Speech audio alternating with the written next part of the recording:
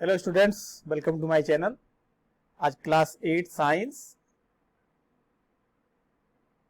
Chapter 4 खनिज एवं धातु, इसके क्वेश्चन आंसर करेंगे। चलिए तैयार हो जाइए। यह है अभ्यास के प्रश्न। निम्नलिखित प्रश्नों में से सही विकल्प छांटकर अपनी अभ्यास पुस्तिका में लिखिए। निम्नलिखित वस्तुओं में कौन से वस्तु संक्षारित हो सकती है? और यह है लकड़ी का मेज, स्टील की कुर्सी, खुले स्थानों पर रखी लोहे की छड़, तेल लेपित लोहे की छड़। तो आपको पता है कि लोहे की कोई भी वस्तु जब खुले स्थान पर रख दी जाती है या कोई भी धातु खुले स्थान पर रख दी जाती है तो उसमें संक्षारण हो जाता है, अर्थात खुले स्थानों पर जो रखी लोहे की छड़ है इसमें संक्षारण होगा। बॉक्साइट किसका अयस्क है? तो सोडियम, लोहा, एल्युमिनियम या कॉपर। तो बॉक्साइट जो है एल्युमिनियम का अयस्क होता है। सेकंड क्वेश्चन है, रिक्त स्थानों की पूर्ति कीजिए। सोडियम धातु को डैश में रखते हैं। तो आपको पता है कि सोडियम धातु बहुत ही क्रियाशील होती है, इसलिए इसे केरोसिन या मिट्टी के तेल में रखते हैं। जंग लगने के लिए डॉट डॉट तथा डॉट डॉट आवश्यक है। क्या क्या आवश्यक है? यानी नमी या आर्द्रता और वायु।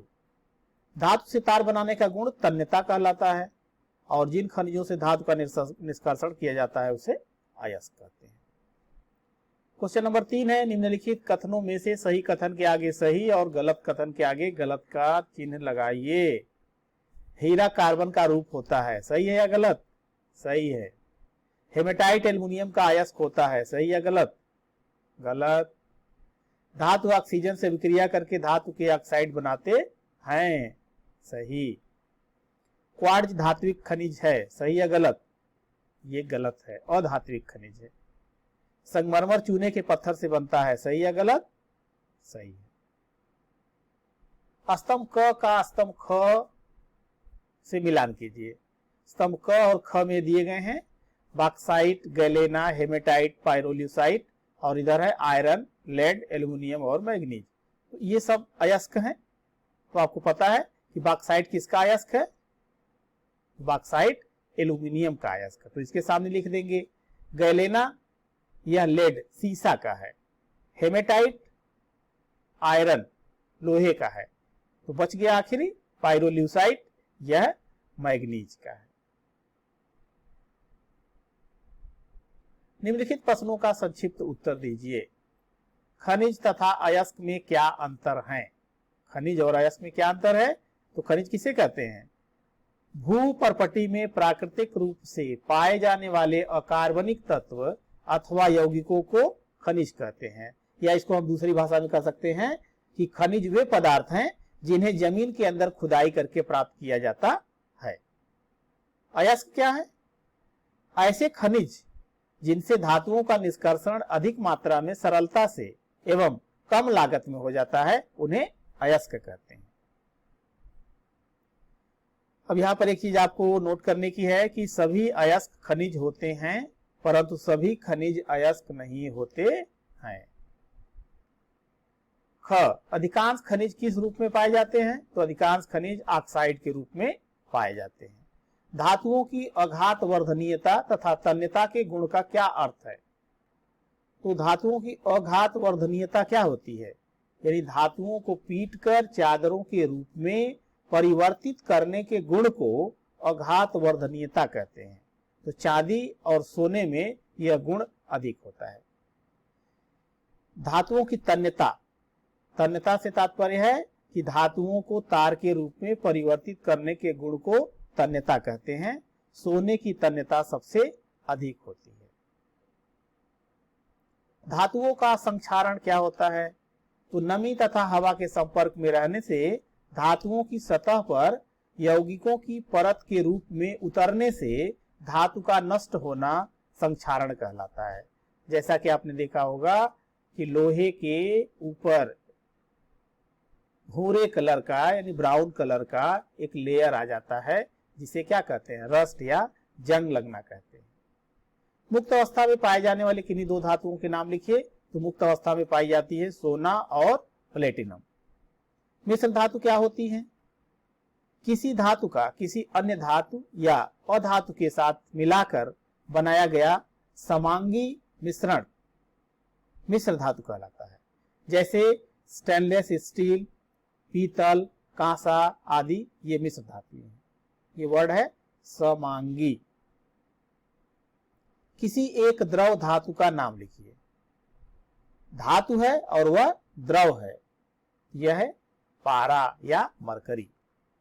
किसी एक द्रव अधातु का नाम लिखिए। यह है ब्रोमीन। अब बुक में क्वेश्चन नंबर 6, यह जो है ऊपर एक क्वेश्चन से सेम वही क्वेश्चन है, इसलिए इस क्वेश्चन को चेंज कर दिया गया है। निम्नलिखित प्रश्नों का उत्तर दीजिए। धातुओं की ऑक्सीजन से अभिक्रिया को उदाहरण सहित स्पष्ट कीजिए। धातुओं की ऑक्सीजन से, तो धातु ऑक्सीजन से अभिक्रिया करके धातु का ऑक्साइड बनाते हैं। जैसे सोडियम ऑक्सीजन के साथ मिल करके और सोडियम ऑक्साइड बनाता है। इसी तरह से मैग्नीशियम ऑक्सीजन के साथ मिलकर के मैग्नीशियम ऑक्साइड बनाता है। धातु तथा अधातु की जल से क्रिया लिखिए। यानी धातु या अधातु जल से अभिक्रिया करके क्या बनाते हैं? तो सक्रिय धातु जल से अभिक्रिया करके धातु का हाइड्रोक्साइड या धातु का ऑक्साइड और हाइड्रोजन गैस बनाते हैं। ये रिएक्शन है 2Na प्लस 2H2O और 2NaOH प्लस H2, अर्थात ये हो गया सोडियम, ये जल, सोडियम हाइड्रोक्साइड और ये हाइड्रोजन गैस। अधातु जो है जल से अभिक्रिया नहीं करते हैं, इसलिए इनका कोई रिएक्शन नहीं। लोहा, तांबा तथा सोने के अयस्क देश में कहां पाए जाते हैं? मतलब हमारे देश में लोहा, तांबा, सोने के अयस्क कहां पाए जाते हैं? तो लोहा जो है मिलता है बिहार, उड़ीसा, मध्य प्रदेश, कर्नाटक, तमिलनाडु तथा छत्तीसगढ़ में। तांबा आंध्र प्रदेश, बिहार, मध्य प्रदेश तथा राजस्थान में।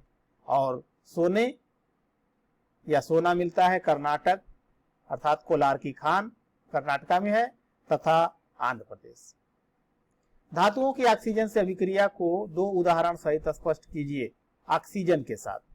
तो धातु ऑक्सीजन से अभिक्रिया करके धातु का ऑक्साइड बनाते हैं। जैसे यहाँ पर आपने देखा कि सोडियम ऑक्सीजन के साथ रिएक्ट करके सोडियम ऑक्साइड बनाता है। इसी तरह से मैग्नीशियम ऑक्सीजन के साथ मिलकर के मैग्नीशियम ऑक्साइड बनाता है। सोडियम धातु का जल तथा ऑक्सीजन से क्रिया का रासायनिक समीकरण लिखिए। तो सोडियम धातु का जल से क्रिया करके क्या बनाएगा? ये सोडियम धातु जल से भी क्रिया करके सोडियम का हाइड्रोक्साइड और हाइड्रोजन गैस बनाते हैं। तो सोडियम और ये जल सोडियम हाइड्रोक्साइड और हाइड्रोजन गैस बनाते हैं।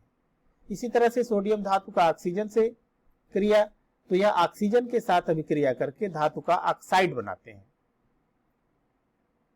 जल के साथ हाइड्रोक्साइड और ऑक्सीजन के साथ ऑक्साइड बनाते हैं। ये सोडियम ऑक्सीजन मिलकर के ये बना दिए सोडियम ऑक्साइड। धातु तथा अधातु में अंतर स्पष्ट कीजिए। तो इसमें अंतर बहुत से हैं, ये कुछ आपके सामने है। धातु और अधातु, पारा को छोड़कर सभी धातु ठोस अवस्था में होते हैं। कार्बन, सल्फर, आयोडीन तथा फास्फोरस को छोड़कर सभी अधातु द्रव तथा गैस अवस्था में पाए जाते हैं। धातु कठोर होते हैं, अधातु नर्म होते हैं।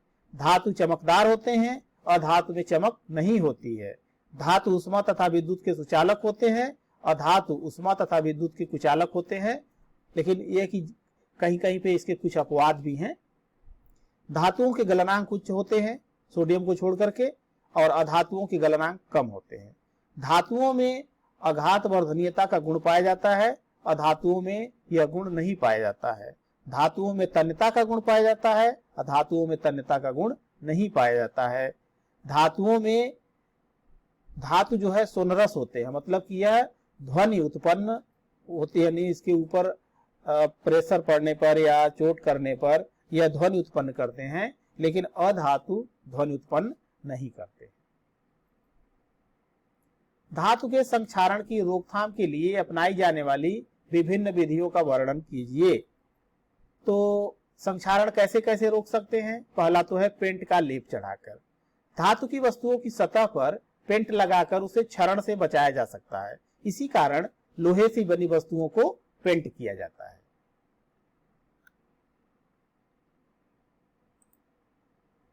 ग्रीस या जो है